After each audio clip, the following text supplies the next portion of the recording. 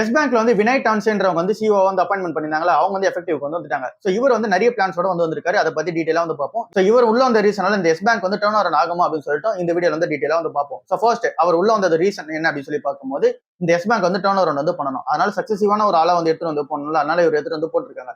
இவருக்கு 30 வருஷத்துக்கு மேல எக்ஸ்பீரியன்ஸ் வந்து இருக்கு இங்க பேங்கிங் ஃபீல்ட்ல. சோ நல்ல எக்ஸ்பீரியன்ஸ் உள்ள ஆளா தான் வந்து இருக்காங்க.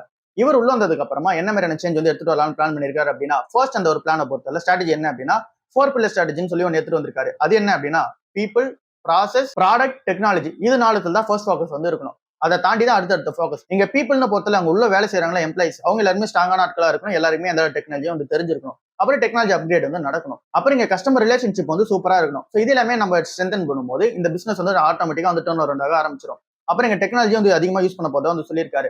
இந்த ஒரு 4 பில்லர் ஸ்ட்ராட்டஜில மூவ் ஆகிற ரீசனால இவருக்கு வந்து ஒரு பெரிய சைனா இருக்கும் அப்படின்னு சொல்லி சொல்றாங்க. சோ இது இந்த எஸ் பேங்க் ஒரு டர்ன் ஓவர் ஸ்டேஜா இருக்கு அப்படின்னு சொல்லி வெயிட் பண்ணி தான் பார்க்கணும். சோ இவங்களோட மெயின் ஃபோக்கஸ் வந்து பேலன்ஸ் ஷீட்டை வந்து ஸ்ட்ரென்தன் பண்றதும் அண்ட் தென் ப்ராஃபிட் growth வந்து அடுத்த லெவல் எடுத்துட்டு போறதுமா தான் இருக்க போகுது.